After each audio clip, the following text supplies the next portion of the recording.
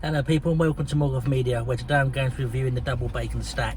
I'm going to be quick about it because it's bloody hot in my car again. Let's get in there, shall we? Let's have a look what we've got here. So we've got a lovely seeded bun there. Got a lovely bit of salad, plenty of sauce in this one. Tomato in there, and two patties, bacon and onion. Not a big fan on onion, but let's give it a go, shall we? Let's get in there. It's a big old monster. Look at that. Right, let's get in there.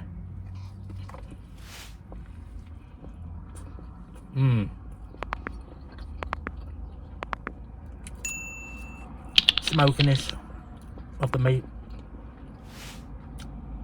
Might be the bacon actually. That cheese is nice, got like a spicy cheese to it. Tomato, just refreshing. Bun's lovely.